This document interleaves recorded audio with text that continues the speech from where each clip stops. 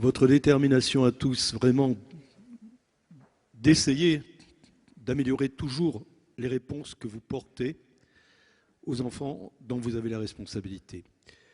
Et c'est vraiment tout à fait encourageant dans une période, vous le savez, caractérisée par une défiance telle que même Michael Jagger s'est senti obligé de nous remonter le moral en déclarant après son magnifique concert à Paris, français, vous avez quand même un pays magnifique.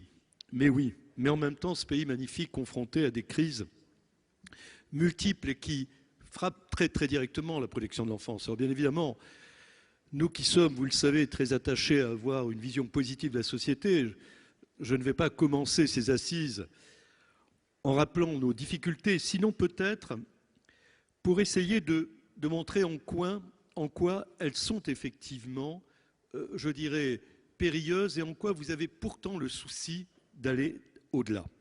Je pense bien évidemment à la crise économique, parce que cette précarité qui s'étend frappe très directement la jeunesse, précarise la jeunesse et précarise ses repères.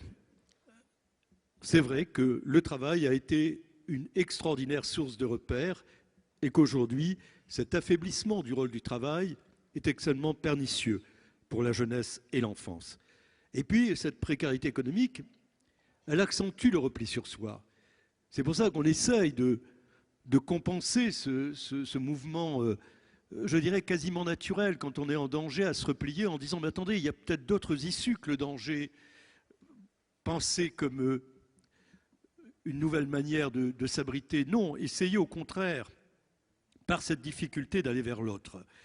Mais c'est vrai que, pour l'instant, ce qui nous caractérise en France, c'est cette ambiance, effectivement, de défiance qui gagne un peu tous les secteurs. Et puis, la crise écologique, dont on voit les premiers effets aujourd'hui, d'autant plus qu'elle se double d'une crise sécuritaire avec l'effondrement de divers pays au monde qui entraîne vers l'Occident, vers le mirage de l'Occident, des peuples. Et c'est vrai que lorsque l'on vit dans les grands centres urbains, on ne peut pas ne pas avoir chaque jour un affrontement moral considérable en voyant ces familles dans les rues avec leurs enfants. Moi, dans la rue où je suis à Paris, il y a 3-4 familles qui vivent dehors. Alors on ne sait pas trop bien pourquoi, comment, mais on ne peut pas s'empêcher de penser que dans une nation comme la nôtre, on ait ce type de désespérance. Et puis il y a la crise démocratique. C'est vrai qu'elle est d'une rare violence, peut-être parce que nous sommes exigeants en France, que nous attendons de nos élus peut-être plus qu'ailleurs, mais c'est vrai qu'elle s'exprime fortement et qu'elle a en tout cas une raison d'être.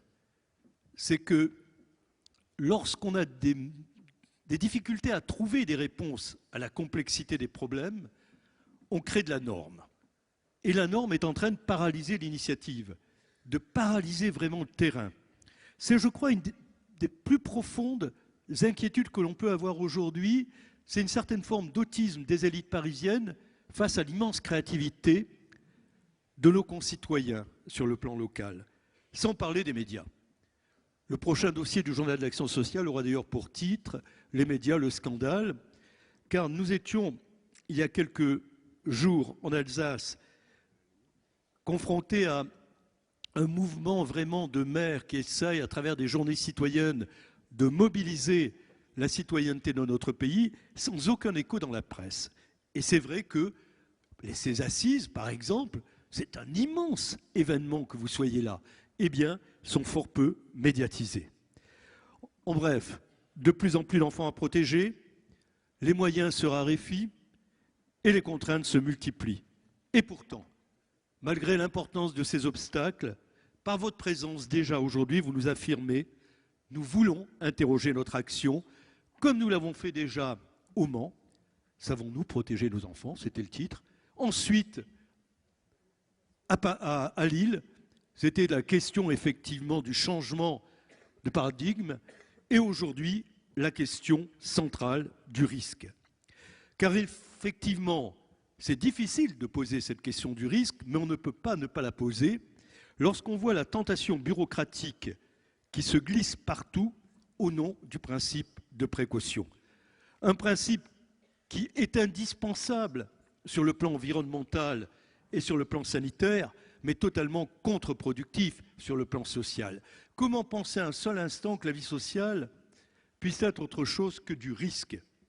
Mais le risque, vous avez aussi une autre manière, je dirais, de l'aborder, à travers le travail social.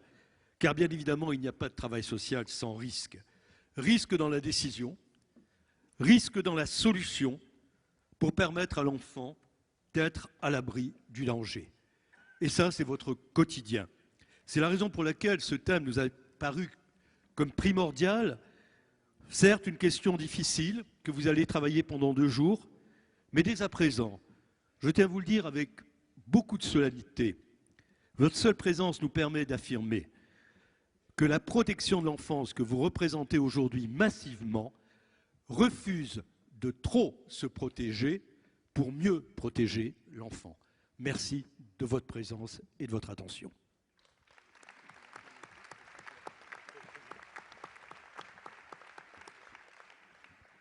Nous allons demander à une personnalité locale de nous accueillir, donc M. Chenu, président du Conseil général d'Ille-et-Vilaine, qui va parler d'ailleurs au nom de ses 4 confrères de la région Bretagne. Merci infiniment. Délégué général, mesdames et messieurs les organisateurs, mesdames et messieurs les intervenants et mesdames et messieurs les représentants de tous ceux qui ont à agir au service de la protection de l'enfance. Je suis tout d'abord très heureux de vous accueillir ici, à Rennes, en Ille-et-Vilaine et en Bretagne, et je le fais au nom de mes collègues des 3 conseils départementaux bretons. Nous avons des traditions dans ce domaine, la tradition de la collaboration interdépartementale est forte, et il nous semblait que ce sujet pouvait s'inscrire dans cette approche, et je crois que cette édition, qui est la 8e après Lille l'an passé, témoigne de ce besoin collectif d'échange et de partage. Alors, ma prise de fonction est encore extrêmement récente, quelques semaines, et vous comprendrez que je ne puisse que faire preuve de la plus grande humilité dans l'appréhension de ces questions.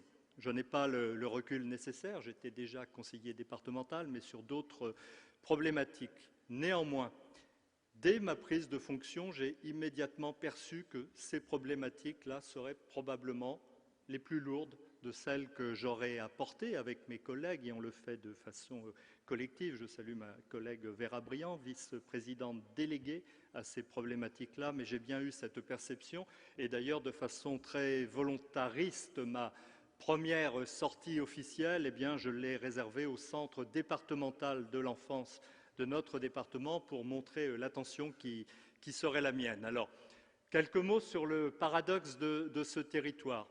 L'Ille-et-Vilaine est en tête de nombreux palmarès nationaux, un des départements qui connaît la plus forte attractivité démographique de France, un département où les écarts de richesse, et c'est le propre de la Bretagne, la proportion de nos concitoyens vivant sous le seuil de pauvreté est la plus faible de France, un département qui est également en tête, au premier rang pour la réussite au brevet des collèges, un taux de chômage qui est toujours, bien sûr, trop élevé, mais inférieur de 2 points à la moyenne nationale. On pourrait se dire que dans un tel contexte, les problématiques doivent être moins difficiles. Il n'en est rien. Et en quelques années, nous avons ici comme ailleurs assisté à cette progression extrêmement sensible des situations de jeunes, d'enfants, de mineurs en grande difficulté. Le département doit être à peu près au 20e rang au niveau de sa démographie. Néanmoins, il fait partie des 10 départements de France qui accueillent le plus grand nombre de jeunes. Alors, soit dans le cadre de mesures d'accompagnement, qui restent des mesures dans la sphère familiale, 2700 d'entre eux, mais également, un petit peu plus de 2700 font l'objet de mesures de placement, c'est-à-dire la moitié. Et sans remonter à des dates trop anciennes, si je compare à il y a 5 ans, c'était à peine 1700. Donc une progression tout à fait considérable et qui traduit sans doute globalement bien le mal-être global de cette société. Alors nous sommes aujourd'hui sans doute à la croisée des interrogations de différentes problématiques. Il y en a une qui doit l'emporter et primer sur toutes les autres. C'est bien sûr la problématique de ces jeunes qui sont en souffrance, qui sont en difficulté, qui sont en carence affective. Et je crois que notre mobilisation, ils sont au cœur de ces approches. Il y a la problématique des parents également, qui parfois peuvent avoir des comportements manifestement inadaptés, inappropriés, voire répréhensibles, mais qui fondamentalement sont aussi dans des sphères où la souffrance est présente. Il y a la problématique de l'ensemble des professionnels. Vous êtes nombreux et j'ai déjà rencontré les représentants de la profession via leurs organisations dans mes fonctions. Et je sais aussi à quel point vous travaillez sous tension avec le sentiment, souvent justifié, d'être entre le marteau et l'enclume, d'être à la quadrature du cercle et d'être sur un chantier qu'il faut sans arrêt renouveler et sans avoir toujours le sentiment de pouvoir faire ce que vous souhaiteriez pouvoir faire dans ces longs processus d'accompagnement.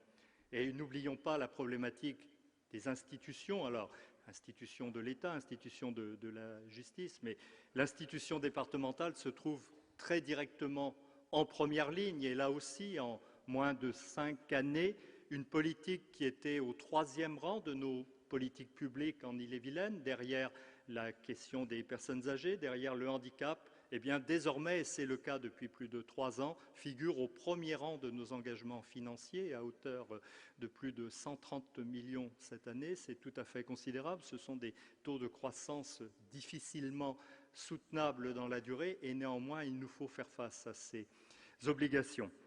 Alors, aujourd'hui, je viens pour vous écouter, pour entendre, pour enrichir, pour mieux partager aussi avec le souci de pouvoir être en mesure, au fil des années de ce nouveau mandat qui s'engage, d'essayer avec vous tous d'apporter les réponses les plus pertinentes. Et nous savons que c'est une œuvre collective et que la question du partage des expériences dans ce contexte où l'évocation de la notion du risque est au cœur de l'ensemble de nos préoccupations est quelque chose de tout à fait central. L'Ille-et-Vilaine a déjà engagé un certain nombre de problématiques et je sais que vous tous, vous vous inscrivez dans des démarches de ce type. Des démarches notamment de recherche-action parce que je pense que nous avons besoin de densifier le champ de nos relations, y compris dans le domaine de la recherche universitaire, conceptuelle, théorique, pour croiser les apports de toutes les sciences sociales à nos pratiques opérationnelles. Nous avons la volonté d'expérimenter à chaque fois que cela s'avère possible et puis cela repose nécessairement par la volonté de nos équipes de s'investir. Aujourd'hui, dans ce département, 5 expérimentations, je crois qu'elles feront l'objet de présentations pendant ces 2 journées de travail, sont conduites sur 3 territoires, comme on est organisé en agence départementale, le territoire de Rennes, celui de Vitré, celui de Fougères. 5 CEDAS sont impliqués dans ces dispositifs-là. Je crois que véritablement, c'est une voie d'avenir qu'il faut continuer d'explorer. Et j'ai bien compris que dans l'organisation, la philosophie de ces assises, le temps sera beaucoup dédié à l'expression des praticiens, à l'échange des expériences.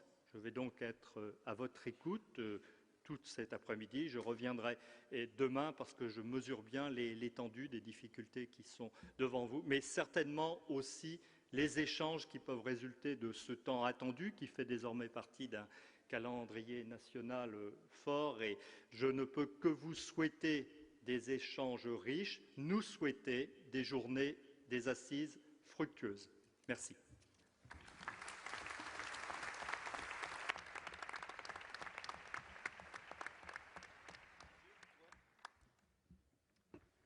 Merci. Oui. Merci, Monsieur le Président, de votre accueil. Merci aux 4 départements qui nous ont aidés à préparer et soutenus dans cette préparation de ces nouvelles assises de la protection de l'enfance.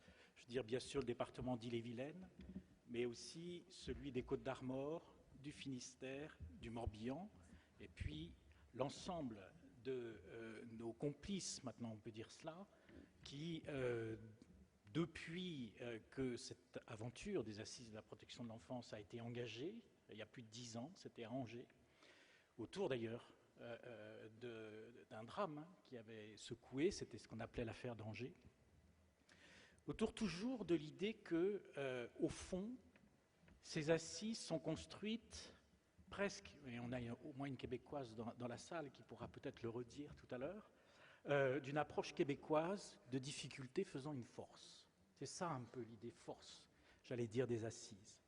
Et cette édition n'échappe pas à ce principe avec notre titre paradoxal, « Protéger, c'est prendre des risques ». C'est paradoxal parce que Jean-Louis l'a rappelé du point de vue juridique, du point de vue du droit. La Constitution a inclus un principe de précaution, j'allais dire sans précaution, et que forcément, ça emporte l'ensemble des normes juridiques de notre pays. Et puis, vous êtes confrontés aussi à une évolution de notre société de plus en plus individualiste, et qu'au fond, les sécurités collectives qui auraient pu se construire autrement, finalement, se retrouvent à travers une inflation de normes, de lois, et de lois d'ailleurs de plus en plus précises.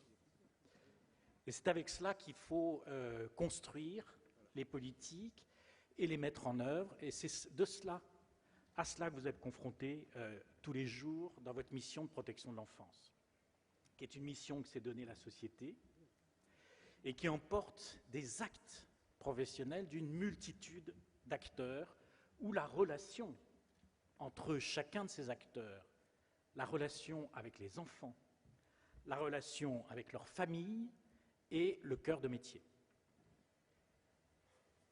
Relation, qui dit relation, dit risque.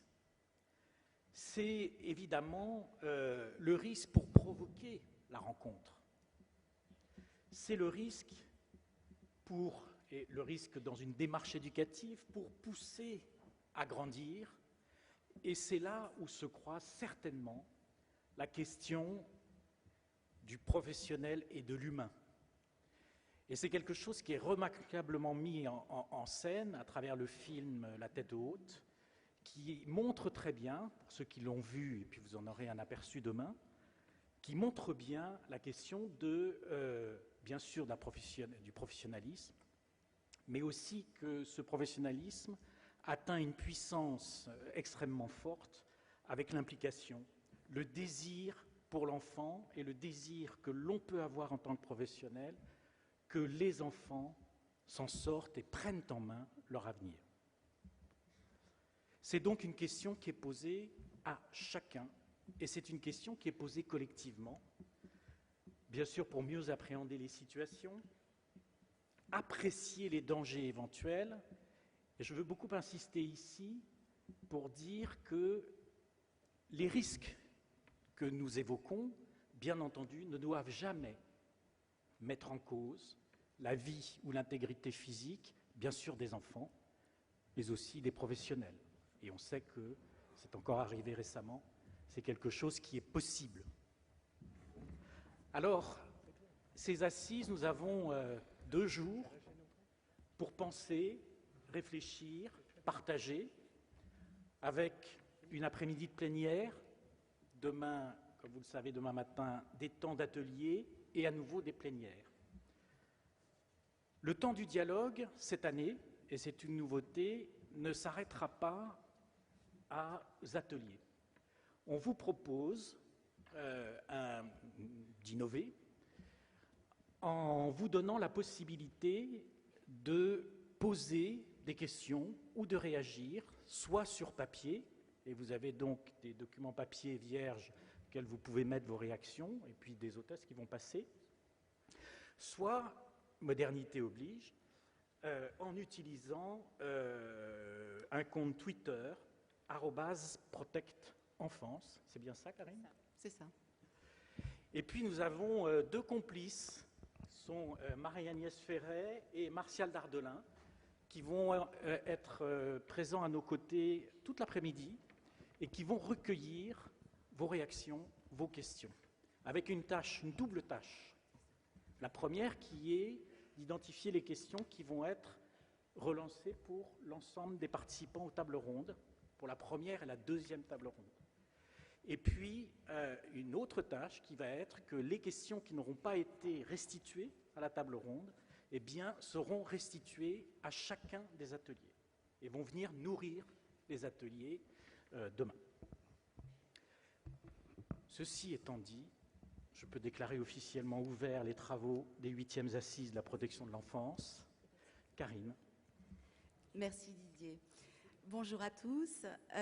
Avant de commencer notre première table ronde, nous avons demandé à Pierre-Henri Tavoyot d'introduire cette première journée, prendre de la hauteur.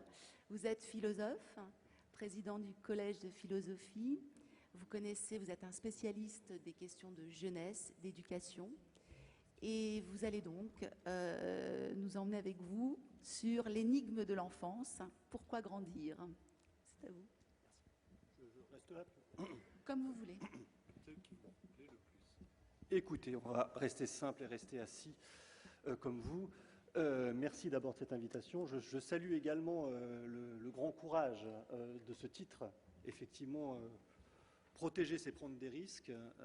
C'est un titre courageux, un titre extrêmement intéressant qui ne va pas effectivement dans le sens du poil de l'air du temps. Donc de ce point de vue-là, je trouve que comme aiguillon de la pensée, c'est tout à fait passionnant.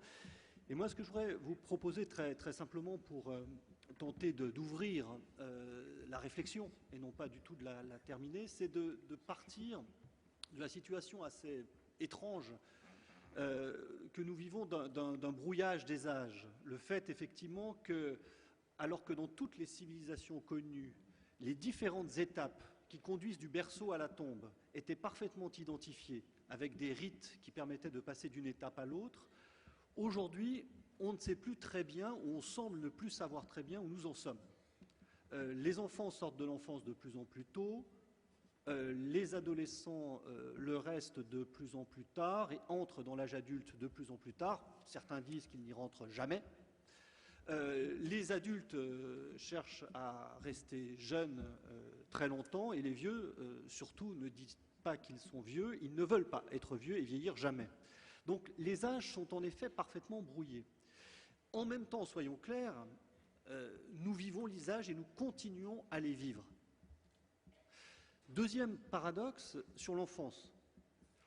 Nous disposons aujourd'hui, grâce aux sciences humaines et aux sciences dures, d'une connaissance du monde de l'enfance incroyablement élaborée, qui couvre absolument tous les domaines, l'histoire, l'anthropologie, la psychologie, la médecine.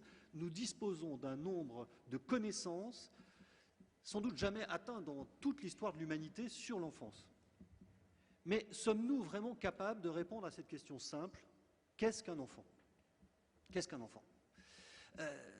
C'est ça le paradoxe. Beaucoup plus de connaissances, beaucoup plus d'étapes de l'enfance, de la petite enfance à la petite moyenne enfance, à la grande enfance, à la transition incertaine entre l'enfance et la jeunesse, voire l'adolescence. Mais qu'est-ce qu'un enfant?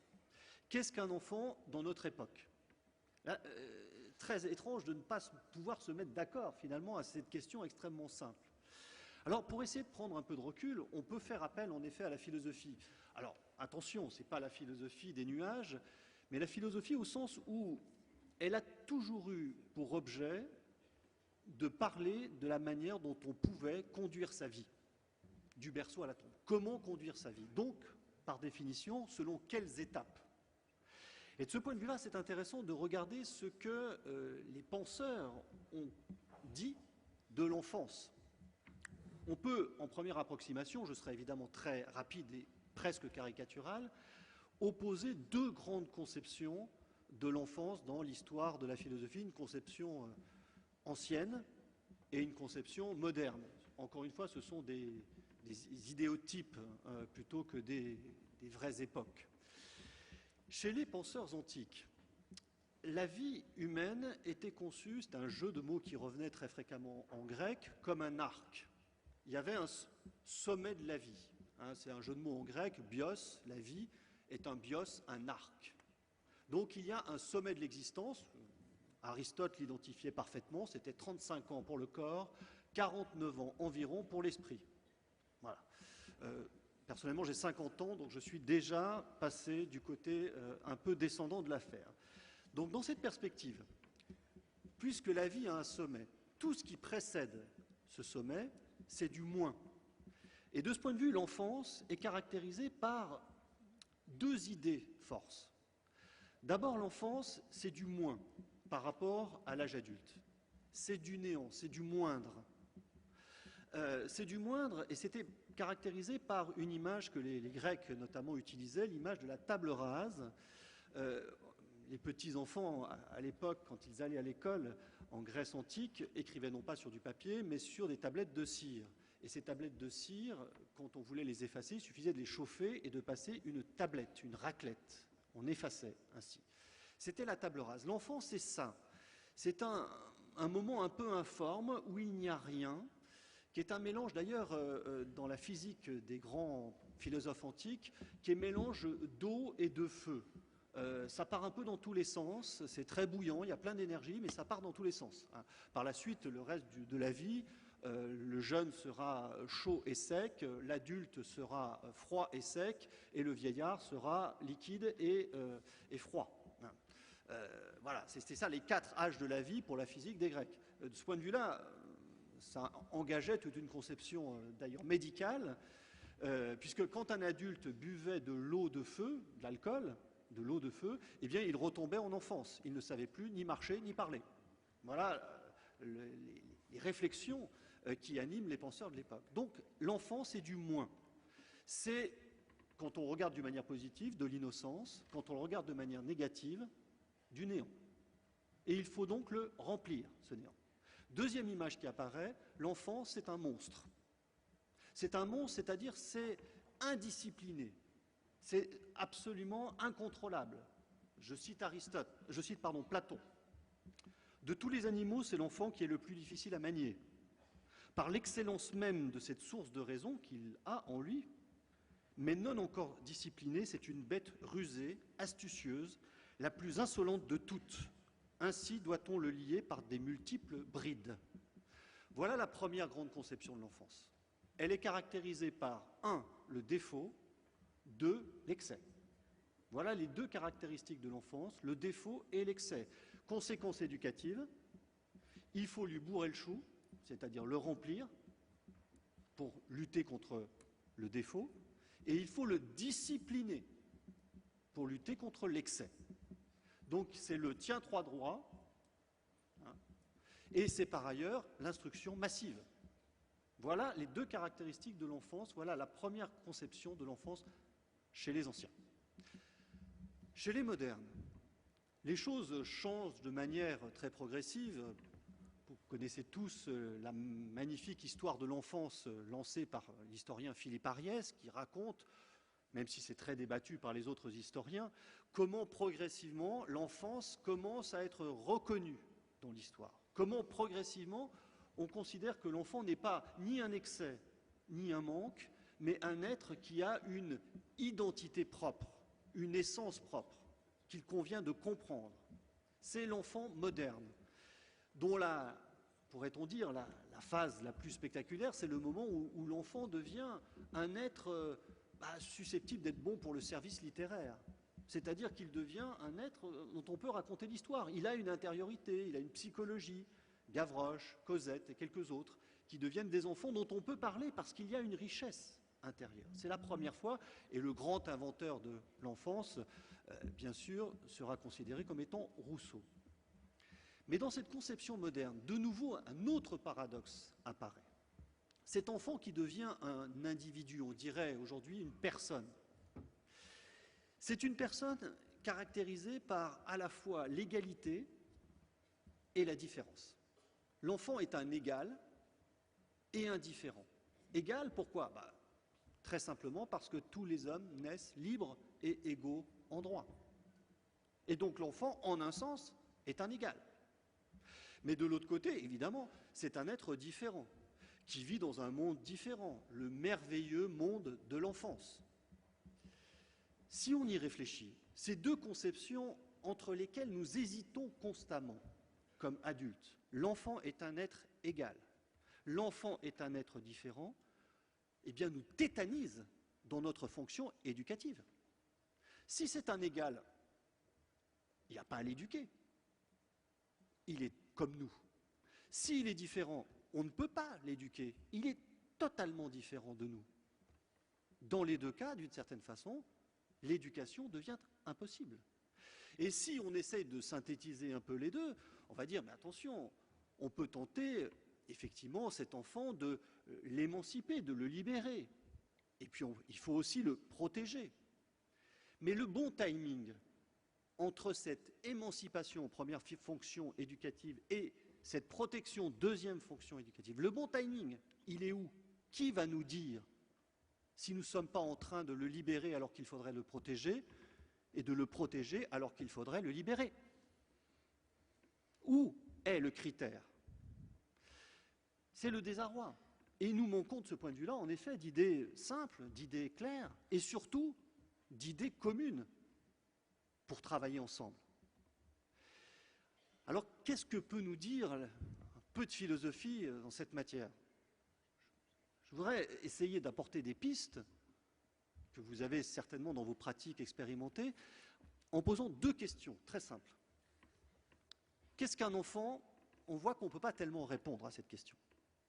Essayons de faire l'inverse. Quel est le contraire d'un enfant?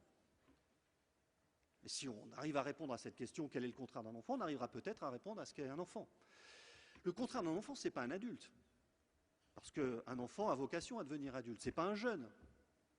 Non, le contraire d'un enfant, c'est Peter Pan.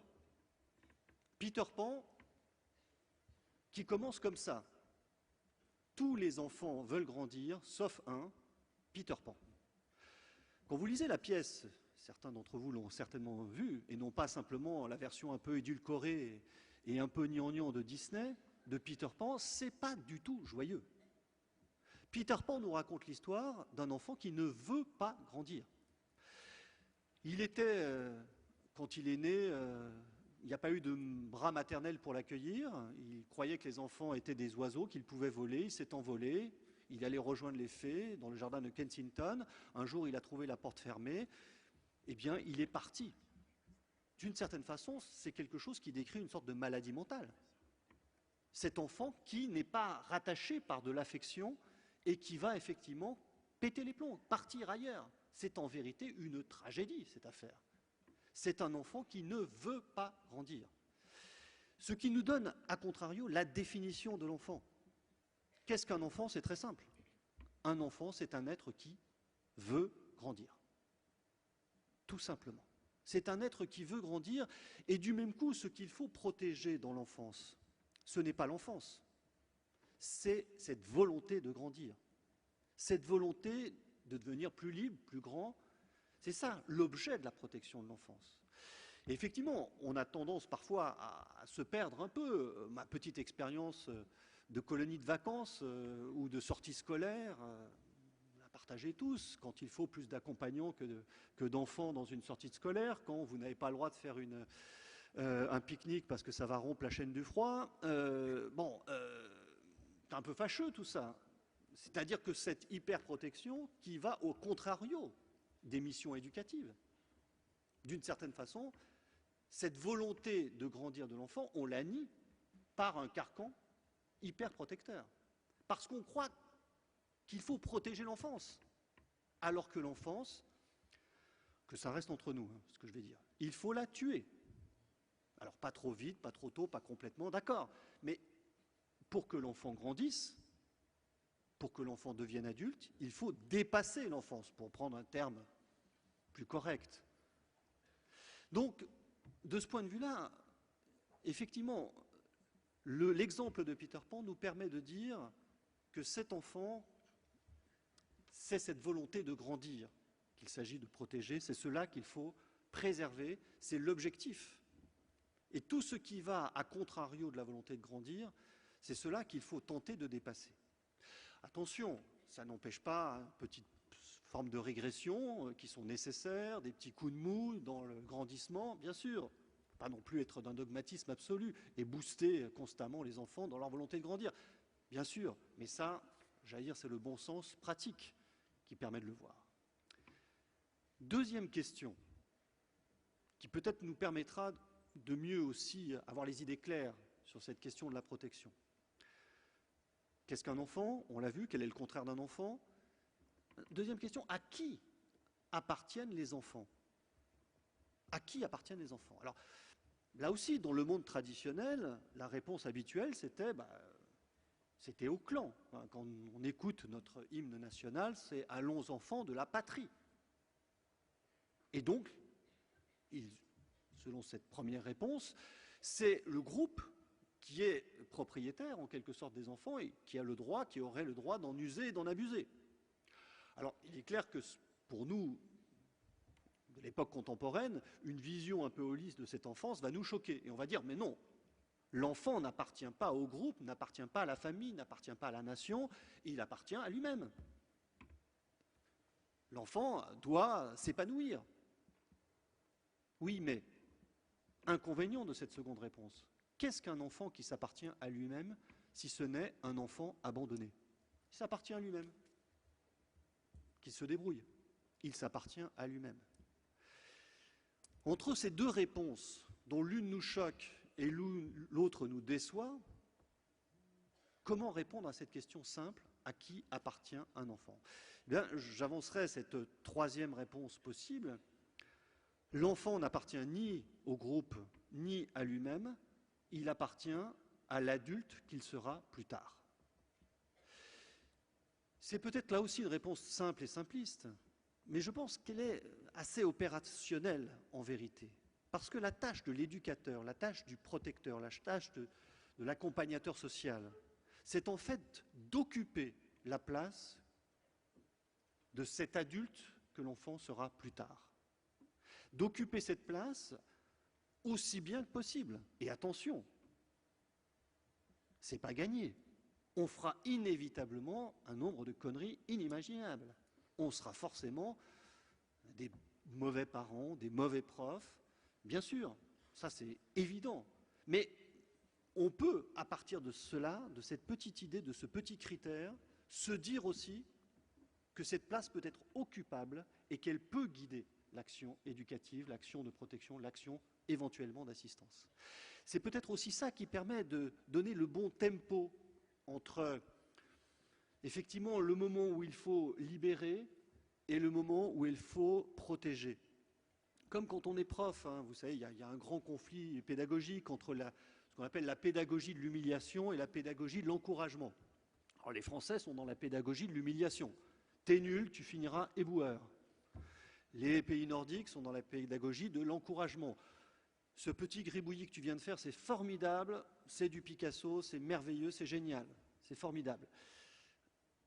Aucune de ces pédagogies en elle-même n'est valable. Le problème de l'éducateur, c'est de savoir quand il faut l'utiliser. Un petit coup de pied au cul, du point de vue pédagogique, à un certain moment, quand on estime que les gens sont assez armés, ça marche. Mais ça peut aussi ne pas marcher du tout, et au contraire décourager. C'est là où l'on voit qu'effectivement l'éducation n'est pas une science. De ce point de vue-là, d'ailleurs, le pluriel des sciences de l'éducation nous en dit beaucoup. C'est comme pour les sciences politiques. Il y en a tellement de sciences politiques que ça prouve que la politique, et c'est tant mieux, n'est pas une science. Eh bien, il y a tellement de sciences de l'éducation, ça prouve, et c'est tant mieux, que l'éducation n'est pas une science. Et le zéro risque, en fait, voudrait nous convaincre que l'éducation est une science. Mais si l'éducation est une science, les enfants seraient des objets. Ce ne seraient pas des enfants et ce ne seraient pas des êtres qui veulent grandir. Donc, voilà ma modeste contribution pour ces travaux. L'enfant, c'est quoi? C'est un être qui veut grandir. Et à qui appartient l'enfant? Eh bien, à l'adulte qu'il sera plus tard. Et c'est notre tâche à nous, eh bien, d'être cet adulte. Ça a un avantage, et je terminerai par là, c'est que, en occupant cette place, on grandit soi-même. Je vous remercie. Merci Monsieur Tavoyot. Introduction très riche qui va nous permettre de rentrer dans le cœur du sujet maintenant. Didier, tu vas nous présenter en quelques mots la première table ronde. Oui, Karine. Effectivement, après cette question et cette mise en problématique, on va dire, le premier sujet qu'on vous propose d'ouvrir, c'est finalement entrer directement dans le cœur de métier, qui est votre cœur de métier, autour de protéger qui, protéger quoi. Et pour nous éclairer, à la tribune, nous avons Cédric et Léo, qui sont administrateurs de la FNADEPAP, Fédération nationale des associations départementales d'entraide des personnes accueillies en protection de l'enfance, Catherine Selnay, sociologue, Patrick Bensoussan, pédopsychiatre, et Pierre-Henri Tavaillot, qui va rester avec nous, philosophe, et qui vont répondre à nos questions et peut-être aux vôtres. Karine. Alors, je crois que pour parler des ingrédients qui permettent de préserver cette volonté de grandir, comme vous l'évoquiez, le mieux pour en parler, c'est de commencer par ceux qui sont concernés. Je me tourne vers Cédric. On va commencer par vous, Léo. Vous avez participé à la recherche avec les pairs menée par Pierrine Robin. Vous l'aviez présenté d'ailleurs l'année dernière aux Assises à Lille dans un atelier. Vous aviez présenté les principaux constats. Aujourd'hui, on a envie de vous interroger plus spécifiquement sur les points les moins positifs des parcours vécus donc par les enfants qui sont passés par l'aide sociale à l'enfance, les faiblesses, les manques. Qu'est-ce que vous pouvez nous en dire? Quelles sont les principales faiblesses? Bien, bonjour. C'est une lourde charge que de porter la parole des accueillis en protection de l'enfance, donc je vais essayer de le faire de manière nuancée parce que les discours d'abord sont nuancés. Et ça, on le sait, mais il faut aussi le redire, que les discours qui sont portés par les premiers concernés sont en général nuancés sur leur parcours. Et la recherche qu'on a menée depuis 2 ans, justement, ne déroge pas à cette règle. Et donc, en fait, tous les jeunes interrogés dans le cadre de la recherche, en fait, disent avoir été satisfaits d'avoir été accueillis à l'ASE. Alors, pour autant, tous mettent aussi en avant des difficultés particulières quant à la prise en charge que l'aide sociale à l'enfance peut poser. Alors, c'est très dur, évidemment, de dresser un panorama exhaustif de l'ensemble des manques que les personnes accueillies en protection de l'enfance identifient, précisément parce que ces manques dépendent évidemment des parcours. Par contre, je vais essayer de mettre en évidence un certain nombre de tendances, de points de convergence, et je m'arrêterai plus particulièrement sur 2 d'entre eux. Le premier, tout le monde le sait, c'est évidemment la question de l'écoute, avec là des appréciations qui sont plus ou moins positives selon les parcours. Le sentiment que l'écoute dont ils ont bénéficié a été insuffisante est particulièrement présent chez les jeunes en fait, qui nous disent en fait, avoir cherché à éviter à tout prix le conflit durant leur prise en charge, à grandir en quelque sorte sans s'opposer. Et on peut citer l'exemple dans cette recherche justement de Lisa, une jeune de 23 ans qui disait en fait avoir eu l'impression durant sa prise en charge d'être reléguée au second plan et d'avoir été justement un acteur de second plan. Et elle utilise en fait en filant la métaphore théâtrale qu'elle avait eu l'impression de faire partie du décor, faire partie des meubles, être transparente, de ne pas exister dans le regard de l'autre, d'être accompagnée sans individualisation et d'être traitée avec inégalité. Au fond, et ça vous l'avez malheureusement aussi souvent entendu, de n'être qu'un dossier parmi d'autres. Alors ce manque d'écoute durant la prise en charge donne l'impression en fait de ne pouvoir compter sur personne et de ne compter pour personne. Et la sortie des dispositifs à 21 ans en fait, vient souvent confirmer de manière cruelle l'insuffisance d'écoute, surtout quand il n'y a plus de nouvelles, quand il n'y a pas de nouvelles qui est demandée par l'institution une fois la sortie arrivée.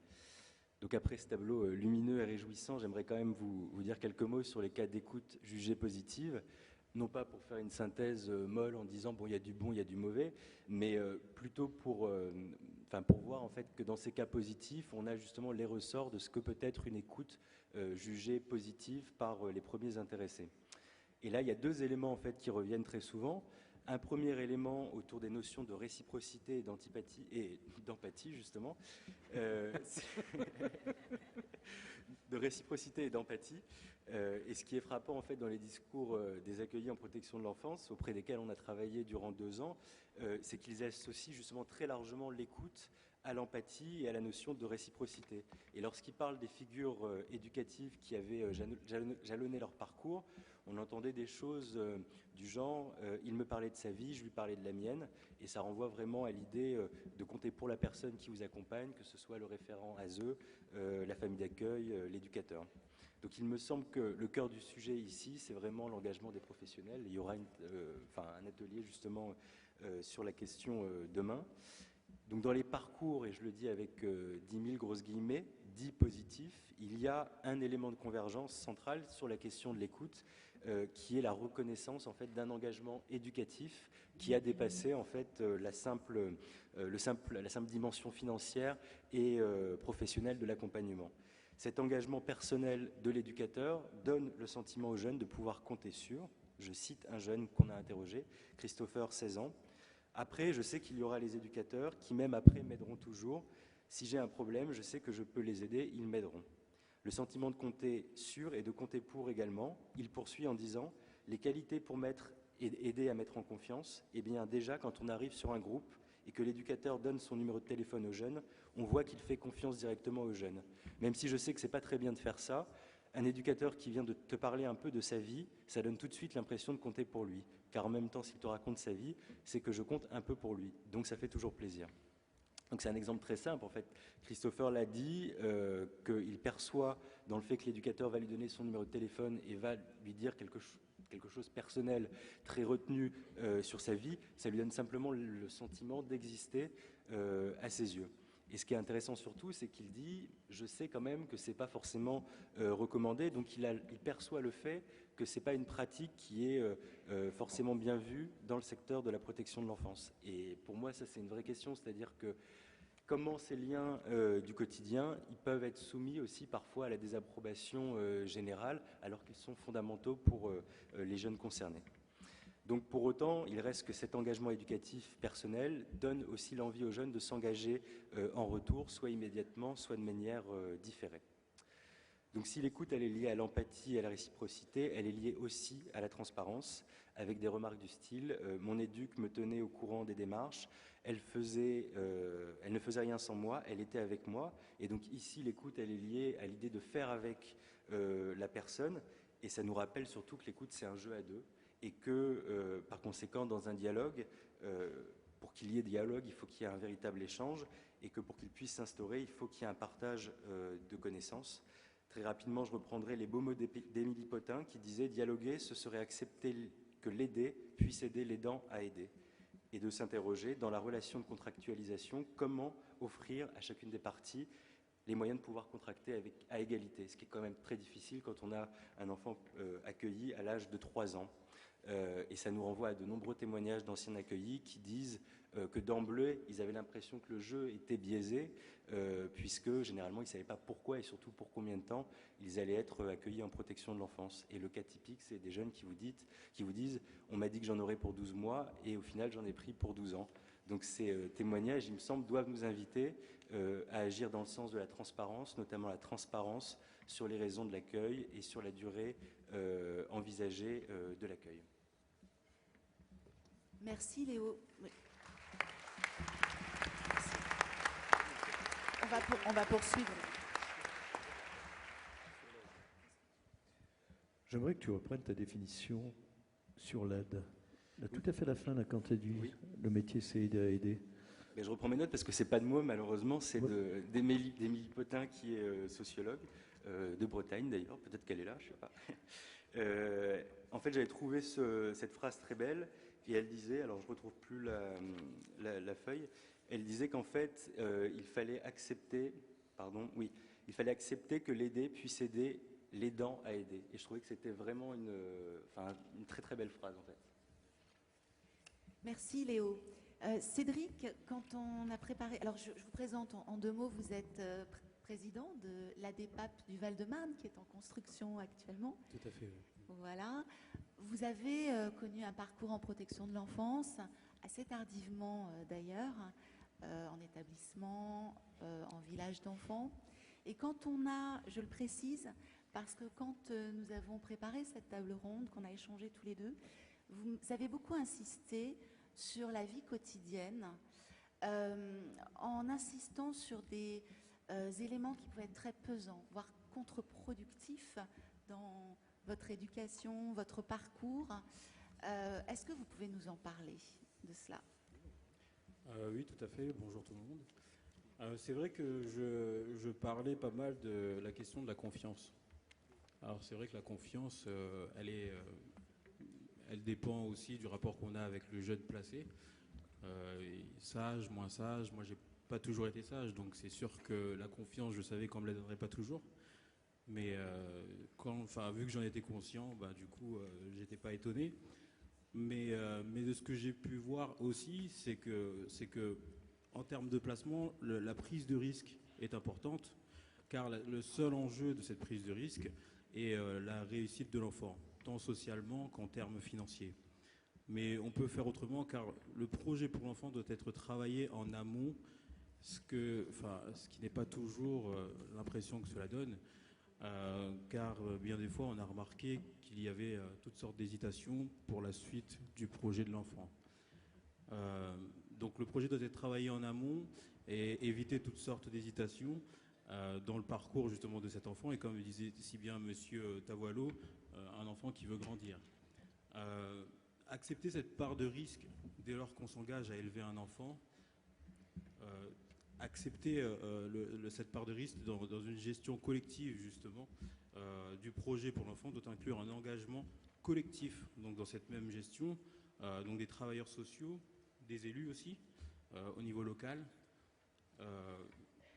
un risque entre guillemets mesuré, je pense, pour accompagner justement les travailleurs sociaux qui malheureusement n'ont pas les mains toujours libres et qui, je le sais, aimeraient en faire plus. Moi, je disais l'année dernière qu'on comptait sur les éducateurs qui, bien des fois, avaient l'impression qu'on les pointait du doigt lorsqu'il y avait des manques, lorsque les jeunes sortaient de la protection de l'enfance avec une impression qu'ils ont mal été suivis, qu'ils ont mal été orientés. Je pense que des fois, on met aussi un peu trop on pointe un peu trop du doigt les éducateurs qui, eux, malheureusement, quand ils agissent dans l'urgence, c'est pas toujours de leur propre chef. J'ai vécu cette situation et c'est vrai que ça peut, à un moment donné, agir dans l'urgence, créer des ruptures qui, elles, précipitent la sortie.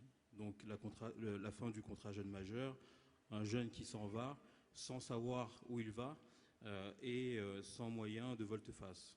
Parce que bien souvent, lorsqu'on se dit j'ai peut-être fait une erreur, après avoir discuté avec ses amis, avec les personnes de confiance, on se dit je vais pourquoi pas enfin finalement accepter un contrat jeune majeur, ça peut m'aider à me lancer et au final voir où je vais, avoir quelque chose de plus clair. Et bien souvent les portes sont fermées. Donc c'est quelque chose, une thématique que vous connaissez tous, hein, le non-droit à l'erreur en protection de l'enfance. Vous êtes obligé de réussir. Moi, c'était pas mon cas et je l'ai dit aussi l'année dernière, mais Dieu merci, je m'en suis quand même sorti. Comme quoi, avec un peu de courage, et je pense que le courage dans la prise de risque est importante. L'enfant veut grandir, il faut juste, je pense, avec un peu de courage, un peu d'ambition, un peu de volonté, parce que sur qui ça va retomber s'il fait une bêtise, sur qui ça va retomber s'il se passe quoi que ce soit, qui sera concerné. Je pense que dès le départ, à l'entrée du jeune qui est censé évoluer, grandir comme tout autre enfant, on doit prendre des gages, on doit s'engager, on doit prendre des initiatives et se dire que voilà, ça c'est le contrat qu'on fait en s'engageant pour cet enfant. Voilà où on veut le mener. Et ça nécessite forcément de prendre des risques. Alors Cédric, vous avez presque anticipé sur la question des risques, sur laquelle on vous attendait aussi, mais je me permets juste de revenir un tout petit peu en arrière, parce que dans notre discussion, vous aviez beaucoup insisté sur notamment la question des sorties. Vous disiez, au fond, on me ramène toujours à ma condition d'enfant placé dans mon quotidien. Est-ce que vous pouvez nous en reparler de ça? Parce que c'était intéressant de vous entendre. Vous étiez assez sévère sur ces questions-là quand même. Sévère, oui, parce que C'est simple, ça. Je pense que j'apprends rien à personne ici. Lorsque le jeune veut aller, par exemple, en soirée, ça fait partie, je pense, du développement de tout jeune adulte ou de l'ado, pré-ado. Rencontrer des gens qui peut-être, par exemple, les amis de ses amis, les parents de ses amis, seront peut-être les personnes de confiance. Et dans la construction de l'enfant, je pense que c'est important. Et bien des fois, on se dit, mais j'ai pas l'autorisation, il faut passer par le juge, qui va passer il faut passer par l'éducateur, qui va passer par le chef éducatif, qui va passer par le directeur de la structure, qui va passer par le juge, qui le juge va. La soirée est passée, ça fait 2 semaines, donc à un moment donné, comment le jeune...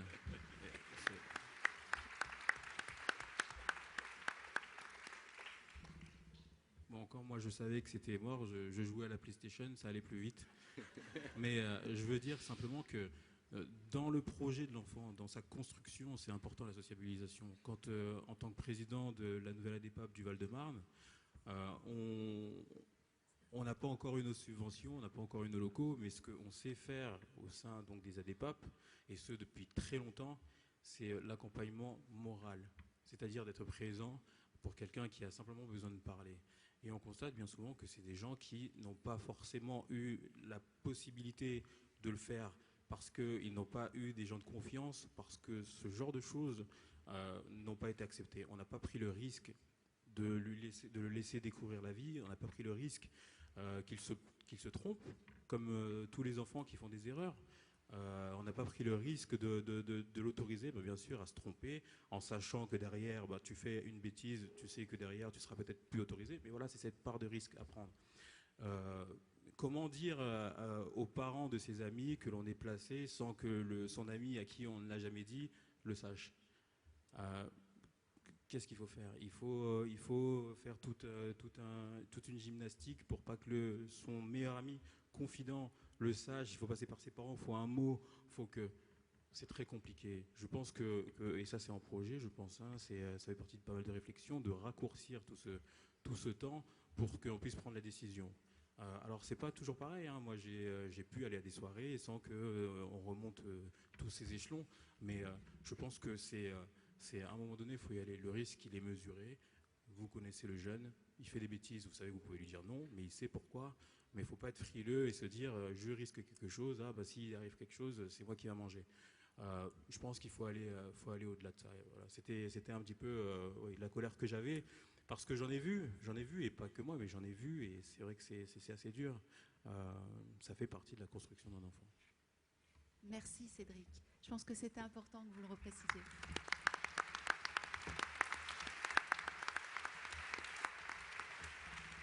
Alors, je me tourne maintenant vers Patrick Bensoussan. Vous êtes pédopsychiatre, responsable du département de psychologie clinique à l'Institut Paoli Calmette à Marseille. Vous avez travaillé en maternité, en centre d'accueil maternel. Vous avez suivi de nombreux jeunes et adolescents. Qu'est-ce que ça vous évoque, les propos de Léo, Cédric, et quels sont au fond les ingrédients principaux, les fondamentaux pour bien grandir? Bonjour.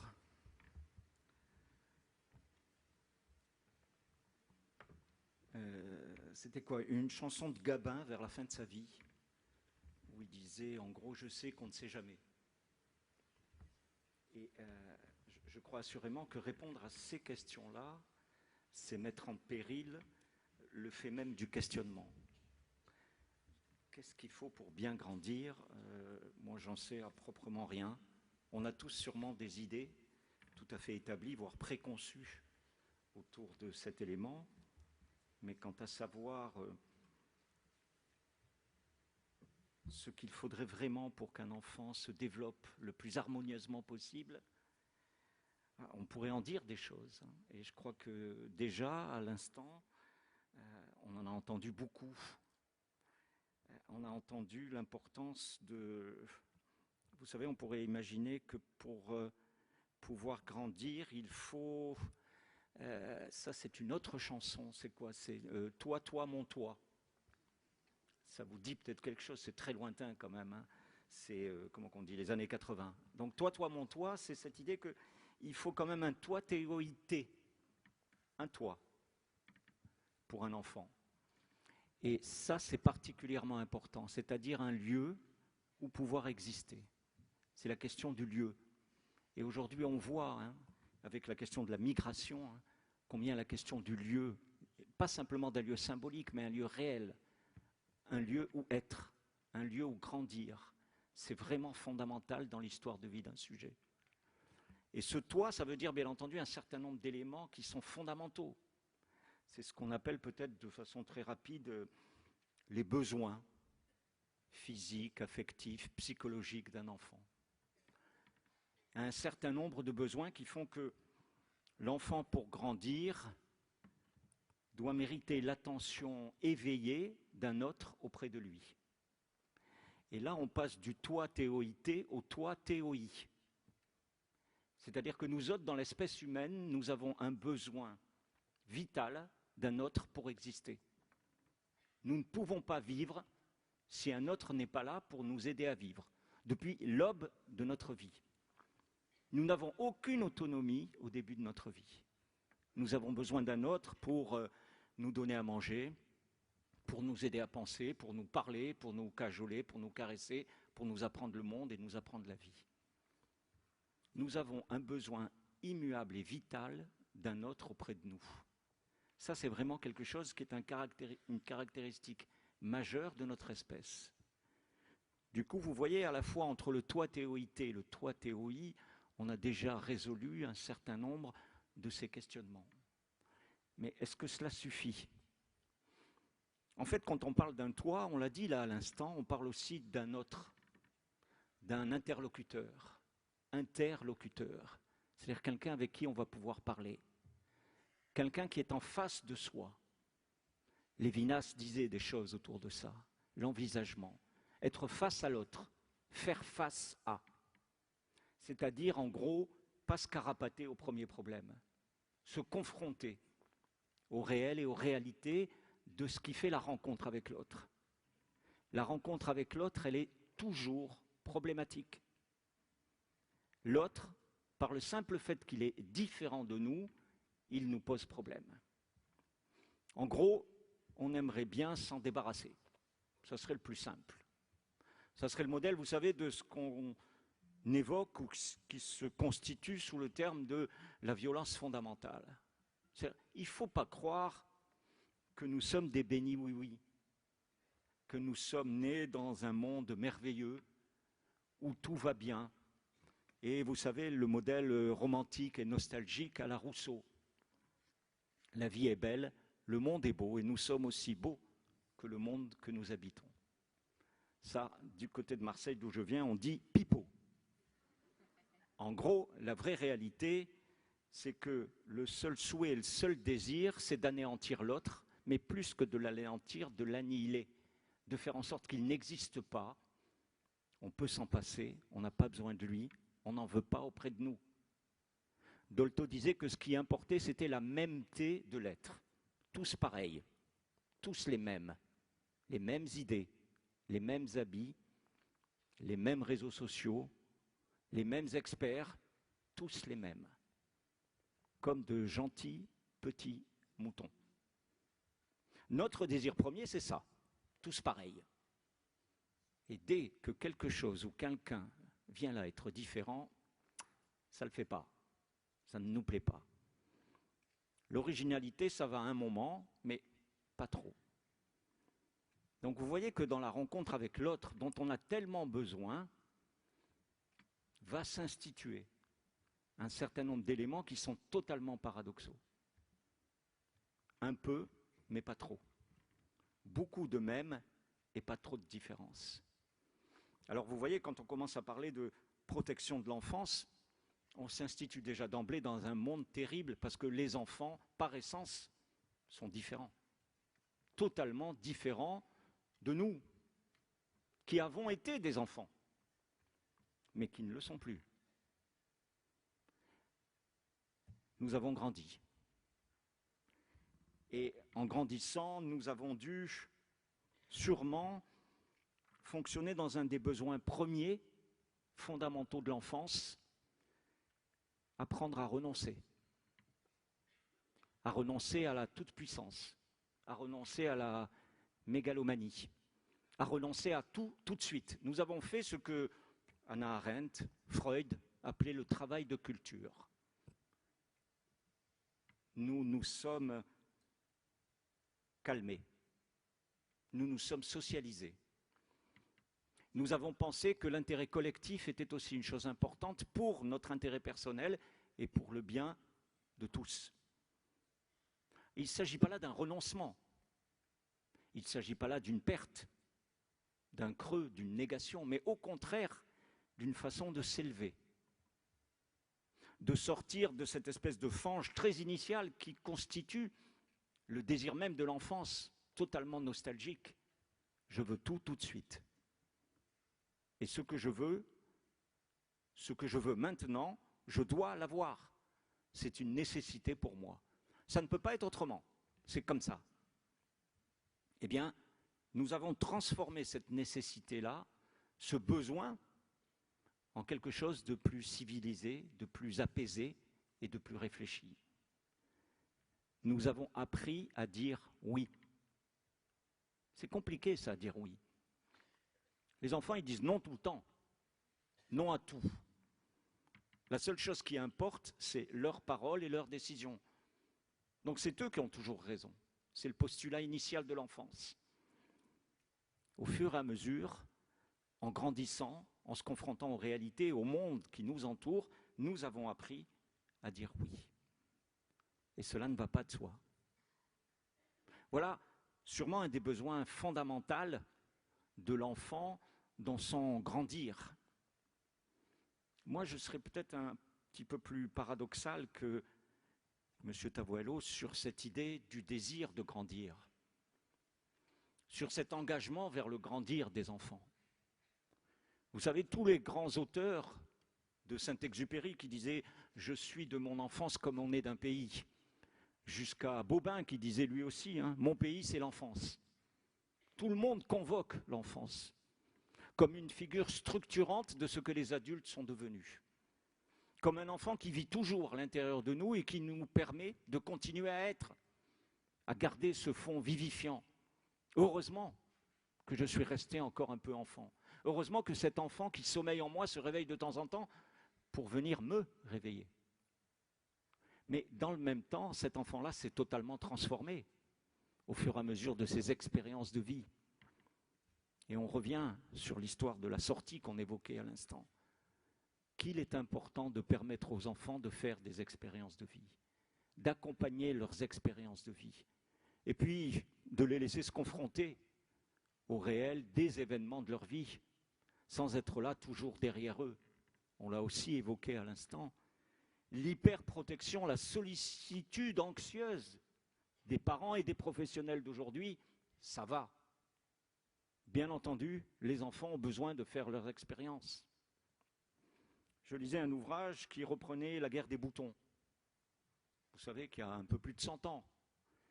Et cette assurance qu'aujourd'hui, tous les enfants qui jouaient dans la guerre des boutons et qui étaient là dans toutes ces histoires de bandes, etc., seraient assurément placés quelque part. Tellement il est inimaginable à l'empan de notre réalité culturelle et temporelle de pouvoir penser l'enfance en ces termes-là. Donc les besoins fondamentaux de l'enfance, vous voyez, on pourrait les décliner à longueur de temps, mais je crois qu'on les résumerait de façon très rapide à cette assurance que le toit qui protège et le toit théoi qui nous permet d'être dans la rencontre sont deux des éléments fondamentaux qu'il convient de préserver.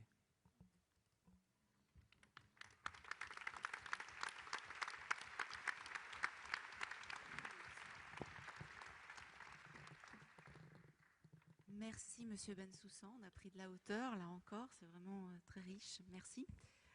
On va poursuivre sur la question des attentes et des besoins avec vous, Catherine Selnay. Vous êtes sociologue, chercheur au CREN à l'Université de Nantes. Vous avez mené un grand nombre de recherches en vous appuyant souvent sur des entretiens avec des enfants concernés. Vous avez notamment récemment réalisé une étude sur les tiers dignes de confiance, qui a d'ailleurs servi de base à une recommandation du Défenseur des droits. Et là, je crois, vous entamez une recherche, dans les Côtes-d'Armor d'ailleurs, sur les familles d'accueil, dans laquelle vous allez interroger une 50aine d'enfants, donc accueillis dans ces familles, mais aussi, c'est très intéressant, les enfants des familles d'accueil, pour justement confronter les points de vue. Compte tenu de cette riche expérience, qu'est-ce que vous pouvez nous dire sur les attentes, les besoins des jeunes suivis en protection de l'enfance? Bien, merci et bonjour à tous. Beaucoup de choses ont été dites déjà et sans doute, je dirais, à l'instar de ce que nous a proposé M. Tavoileau, il faudra un jour qu'on se penche davantage, non pas sur les différentes conceptions de l'enfance, mais sur nos différentes conceptions des besoins des enfants. Et je crois qu'il faudra qu'on se dote probablement d'une lecture un peu commune, parce que de quoi parlons-nous? Est-ce que nous allons parler en effet des besoins primaires, des besoins affectifs, des besoins cognitifs? La scolarité des enfants de l'aide sociale à l'enfance, c'est un vrai problème et il faudra en parler un jour. Des besoins sociaux, d'autonomisation et puis des besoins de valeur aussi. De quoi ces enfants ont-ils besoin? Ceci dit, faute de temps, je vais plutôt creuser le sillon qui a déjà été très abordé par les intervenants précédents, parce qu'en effet, je pense, et c'est ce que retraduisent ces enfants, que le besoin premier, le besoin vital, c'est probablement de compter sur quelqu'un et d'être sûr que l'on compte aussi à ses yeux.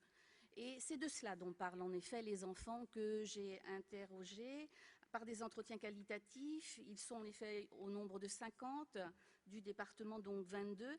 Et ce que je peux peut-être retraduire un peu dans la ligne de ce qu'ont fait Léo et Cédric, c'est quel est leur savoir d'expérience qu'ils peuvent nous transmettre pour que nous puissions peut-être les aider autrement.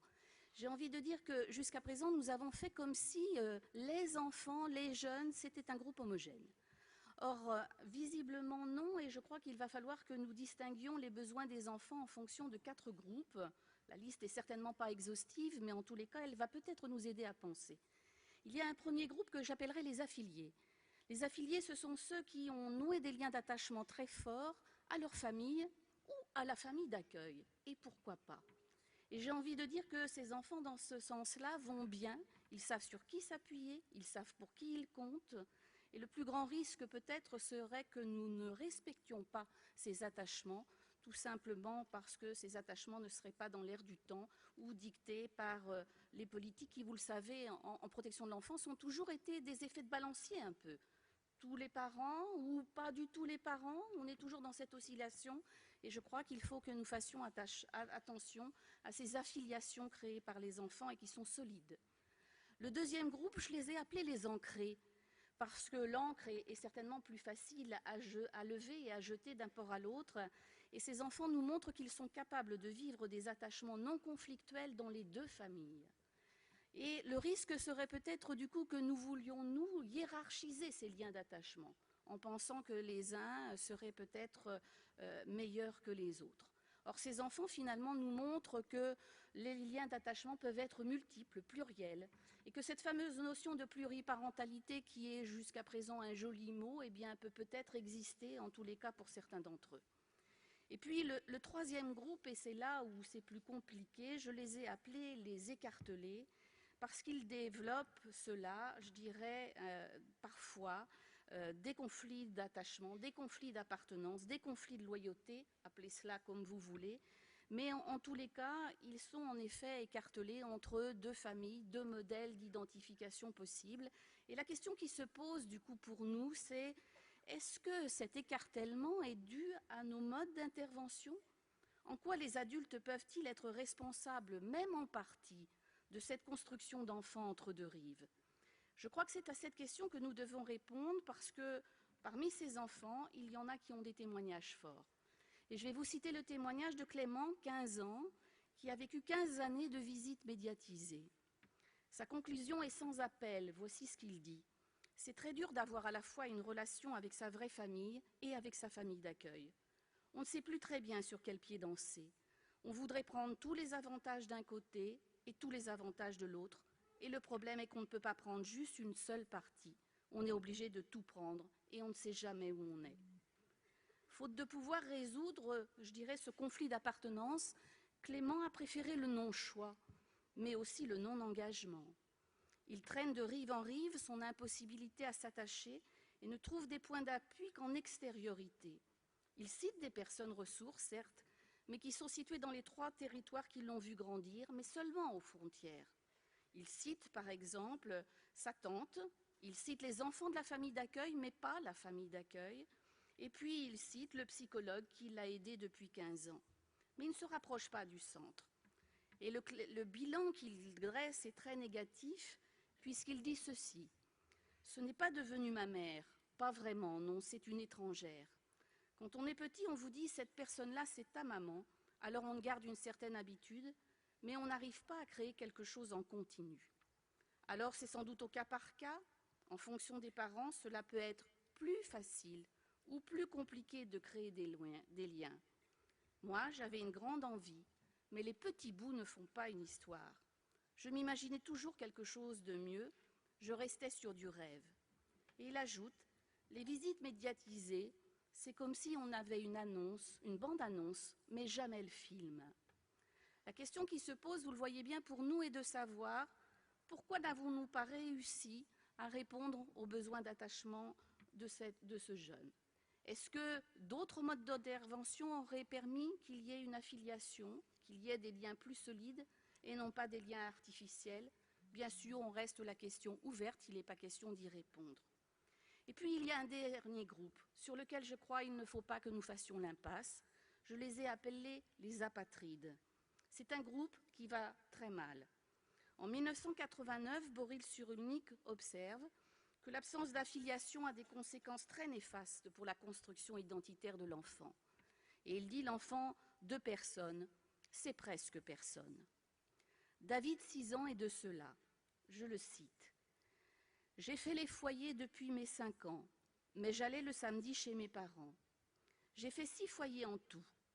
Après, c'est le juge qui décide. Puis une famille d'accueil pendant quelques années, avant un nouveau retour chez mes parents. Je n'ai pas l'impression qu'on m'écoute, même si je dis ce que je pense. Le juge a dit que mes parents allaient mieux, qu'ils arrêtaient de se prendre la tête, donc ils ont décidé de me remettre chez moi. Et là, tout est reparti en vrille, et je suis venue ici.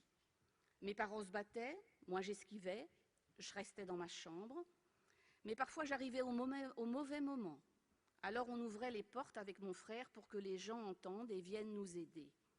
Le problème maintenant, c'est moi. J'en ai marre de la vie et de traîner d'un lieu à l'autre. » Dans ce témoignage, Maurice Berger, auteur de l'échec de la protection de l'enfance, verrait certainement un ultime exemple de l'idéologie du lien. David se devait d'être l'enfant de cette famille, d'être loyal et de la rejoindre. Les adultes en ont décidé ainsi. Mais quand on interroge David sur son avenir, la réponse est la suivante. « Mon avenir, je le vois devant le Monoprix à faire la manche. Je galère, je dors pas bien. Tous les jours, je vais boire avec les SDF. Je les aime bien, je suis en sécurité, et puis ils fument tous. Cela, c'est bien. Et en même temps, cela me fait peur d'être comme eux. Mais tous les jours, ils m'arrangent, et moi aussi. Ils sont gentils, j'aime bien être avec eux. Ils sont toujours au même endroit, et cela me rassure. » Ballotté d'un lieu à l'autre, David est sans attache. Les seuls qu'il a trouvés sont un bout de trottoir, un territoire de misère, mais un même endroit, dit-il, où retrouver d'autres oubliés. Je pense en effet que faire des expériences de vie, c'est important pour un jeune, mais jusqu'où ces expériences de vie?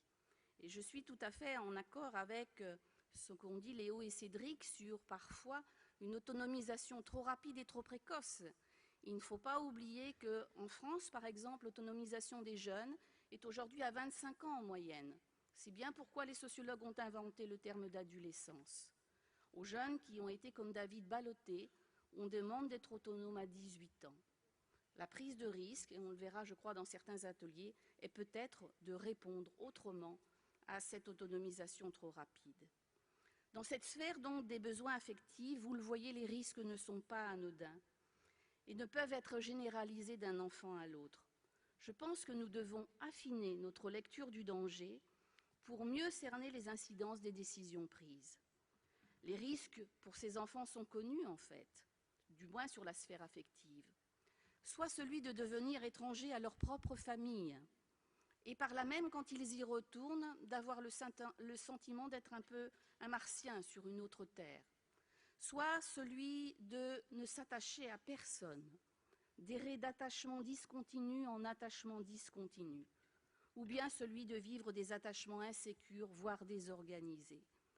Il y a peu de temps que la théorie des attachements en France est utilisée, mais elle l'est aujourd'hui beaucoup, je crois, et de plus en plus par tous les professionnels de l'enfance. Donc je pense que sur ce registre-là, nous pouvons mieux faire en effet. Je vais m'arrêter là peut-être.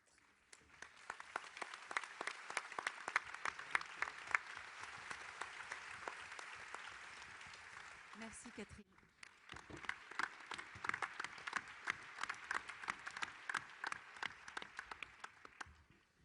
Merci.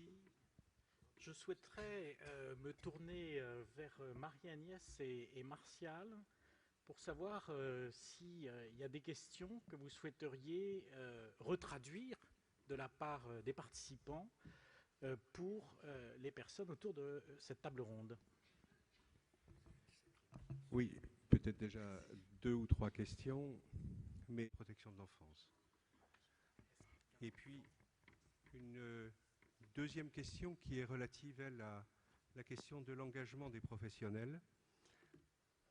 Que signifie actuellement pour les professionnels la question de l'engagement, de la responsabilité individuelle, éthique, déontologie, mais plus globalement, la question de l'engagement, elle vient aussi interroger dans les questions les effets et les répercussions sur les changements nombreux d'accompagnement, voire sur les changements de lieu.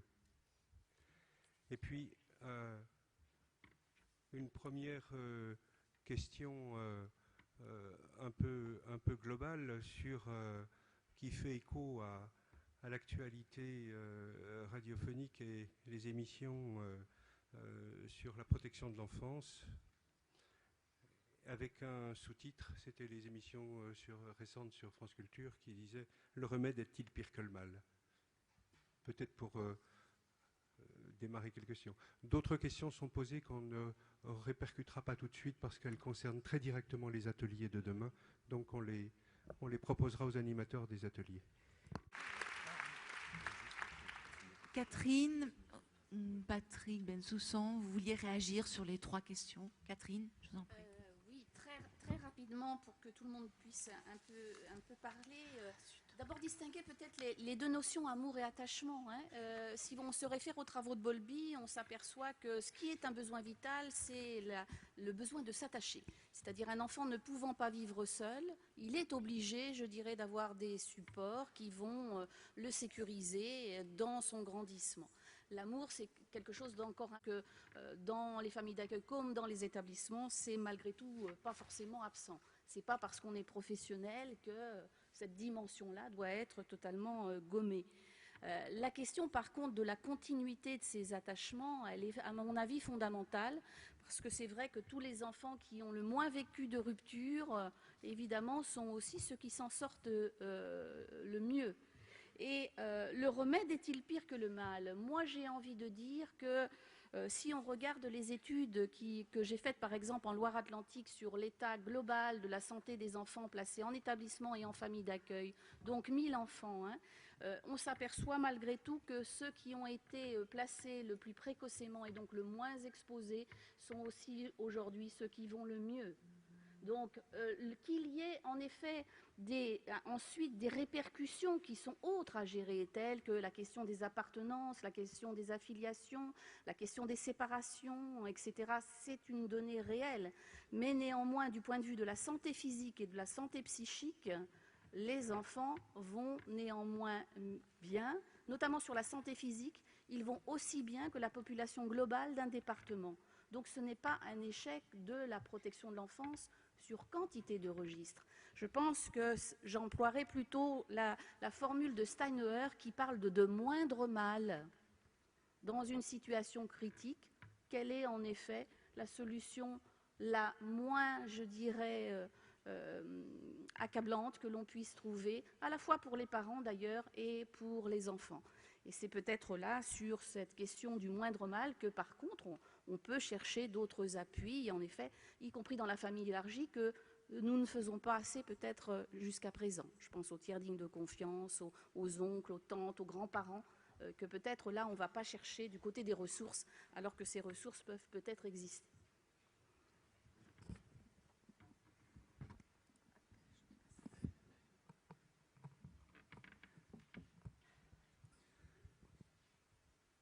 Oui. Moi, je vais faire très vite.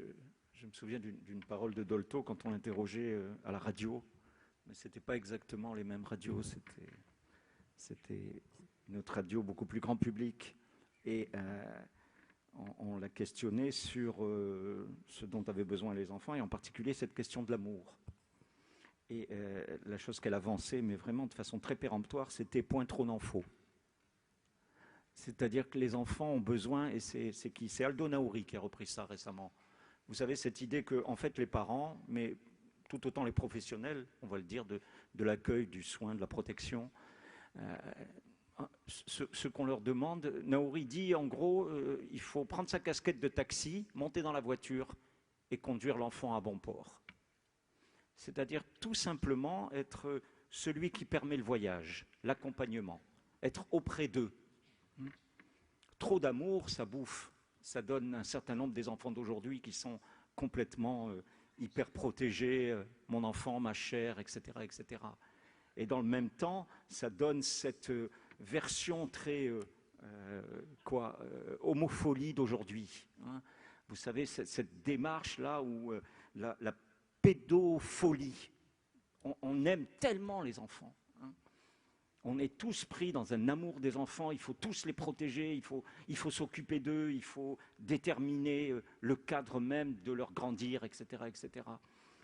Mais les enfants, être enfant, c'est un risque en soi, déjà et avant tout. Et nous avons, nous autres professionnels, mais tout autant parents, hein, à accompagner ces passages multiples de risques, à être là, résolument, charnellement, vivant. C'est peut-être ça la question de l'engagement. Être là, auprès d'eux. Et ça, c'est un petit peu compliqué. Et des fois, on n'aime pas trop les choses compliquées.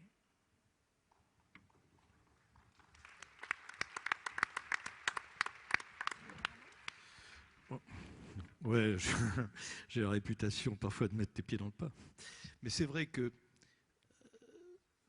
on leur offre tellement peu d'avenir aujourd'hui, incapables de prendre en charge les défis de l'avenir, que je pense qu'ils ont sacrément besoin d'amour. Et je pense qu'il ne faut pas mesurer l'amour. Et je voudrais vraiment porter un témoignage qui m'a toujours beaucoup marqué. Je ne connaissais pas du tout le ministre de la Jeunesse du Québec. Je l'appelle, il ne me connaissait pas, il me dit où vous êtes. Je suis dans une cafétéria, puis-je vous rejoindre, me dit-il. Je ne le connaissais pas.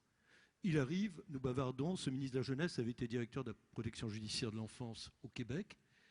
Et à la fin de l'entretien, nous étions plusieurs, il y a des témoins dans la salle. Il me dit, vous savez, M. Sanchez, on a beaucoup parlé des aspects cliniques de la protection de l'enfance, mais non, fin du fin. La seule question, n'est-ce pas celle de l'amour? Et moi, je crois qu'aujourd'hui, on a eu le mérite d'en parler, de l'amour. Alors, vous avez bien fait de relativiser, il faut faire attention, hein, l'amour peut être aussi terriblement asphyxiant. Mais je crois vraiment que c'est vraiment une grande question que celle des liens, vous l'avez dit, et des liens qui ne doivent pas être mesurés, qui ne doivent pas être brimés parce qu'on a peur de tomber dans l'excès. Moi, je suis de ceux qui pensent que réellement nos enfants ont besoin de tendresse. Léo, vous vouliez d'ailleurs dire quelque chose là-dessus. Oui, sur la question des liens, je rejoignais ce que disait Madame Senley sur le fait de ne pas les hiérarchiser, en fait. Mais dans l'enquête qu'on a faite, dans la recherche qu'on a faite, il y avait beaucoup de jeunes qui disaient avoir eu l'impression, et ça rejoint ce que vous disiez en introduction, d'avoir été réduits parfois à l'état d'objet, c'est-à-dire avec des déplacements de lieux d'accueil très fréquents et sans forcément chercher à leur demander leur avis. Et je trouve que le terme même en fait de placement ou d'enfant placé en fait est juste terrible, qu'il faudrait plus du tout l'utiliser. Je l'ai pas fait et ce serait un bon défi si personne l'utilisait dans les interventions pendant les 2 jours, parce que je crois que ça influe forcément sur le regard que les personnes accueillies en protection de l'enfance portent sur elles-mêmes. Et c'est le regard aussi que l'opinion publique a sur eux.